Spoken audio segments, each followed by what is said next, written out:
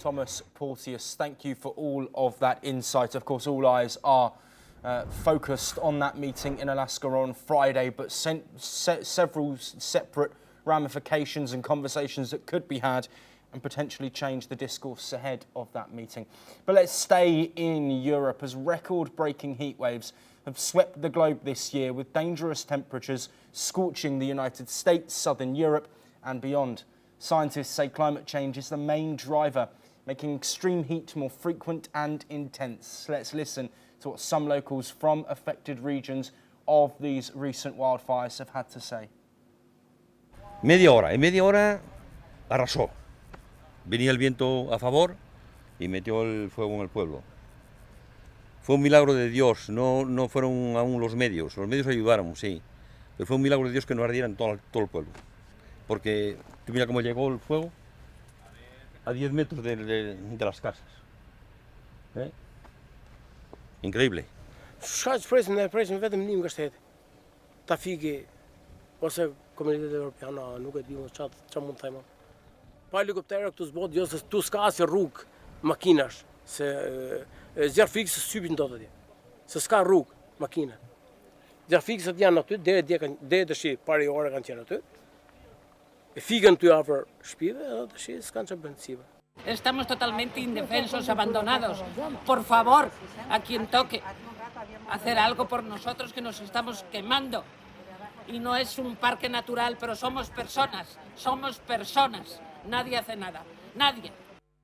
Ima nešto, jedan dio kuća koji je zahvaćen, ali evo vjerujte sa preko 20 vozila, sa mobilizacijom čitave jedinice, sve 4 smjene su mobilizovane, znači svi vatrogasci su na licu mjesta, znači ono što je jednostavno neizvodljivo, znači da prođe bez posljedica, odnosno da ne bude neki objekat ugrožen, kao što sam rekao, ima ugroženih objekata, ima neki što ih je zahvatio požar, ali sve radimo kako bismo ovaj požar stavili pod kontrolu. Well, in June, US cities endured temperatures above 40 degrees Celsius. In early July, Europe faced an exceptional heat wave, while ocean surface temperatures reached record highs.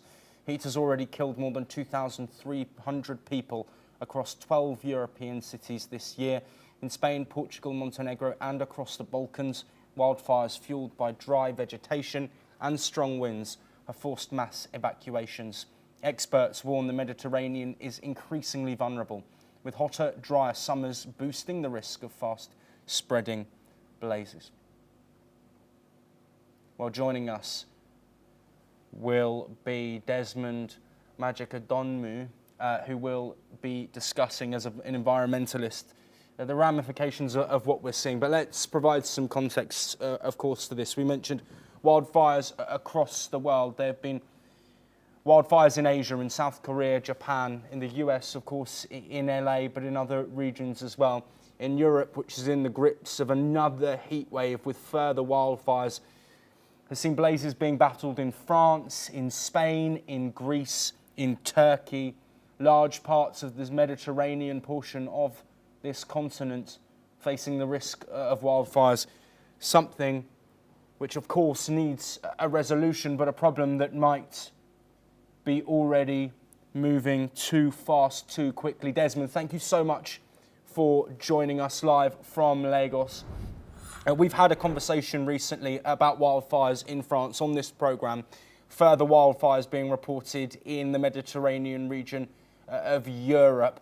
Why is this time of year so significant in terms of temperatures, but also in terms of the wildfire risk, something that seems to be happening on at least a fortnightly basis?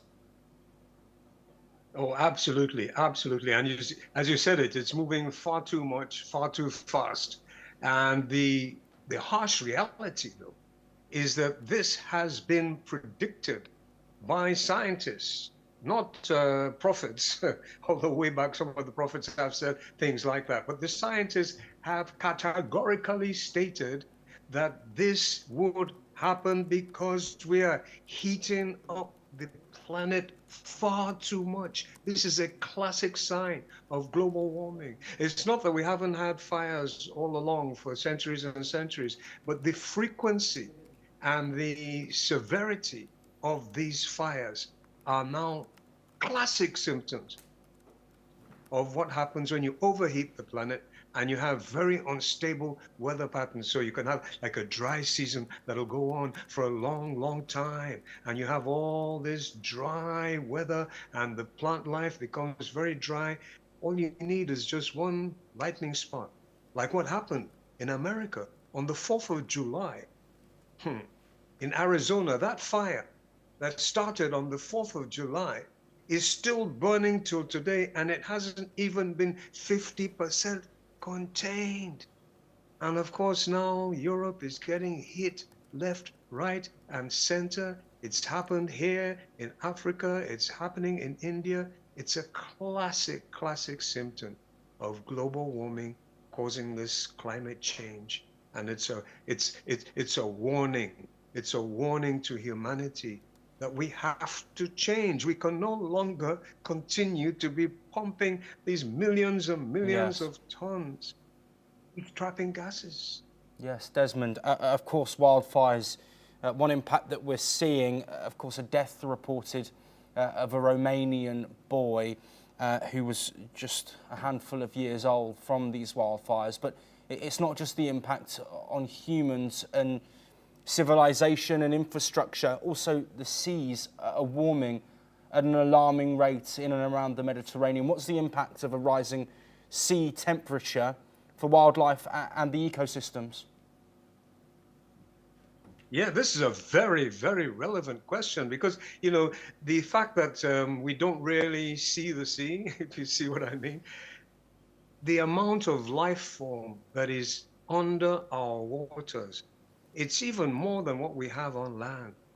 And the oceans and the seas, they play such a vital role in stabilizing the atmospheric gases. They also sequester a lot of CO2, and they are part of the wonderful, intricate wonders of nature that makes this planet habitable. By warming the seas, we're killing off massive amounts of life forms. We're negatively impacting on the corals, and the corals play such an important role. We're negatively impacting on the phytoplankton, which are essential for life on Earth.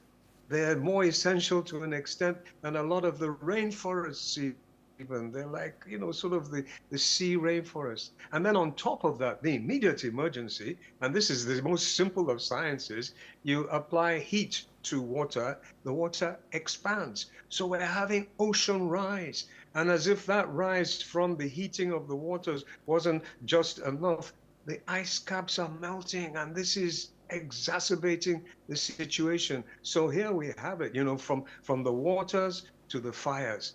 Nature is telling humanity, change your ways, because how can you possibly justify doing what you're doing to the planet, to the ecosystems? Remember, it's our life support systems.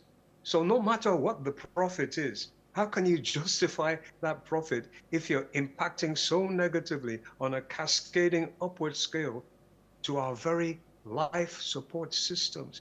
And it's not just us as adults, it's the innocent children's life support systems. So we are very, very optimistic that a lot of humanity, enough of humanity, will come to our senses and realize we have to change our ways. Desmond, thank you ever so much for that information and insight, concern, but also potential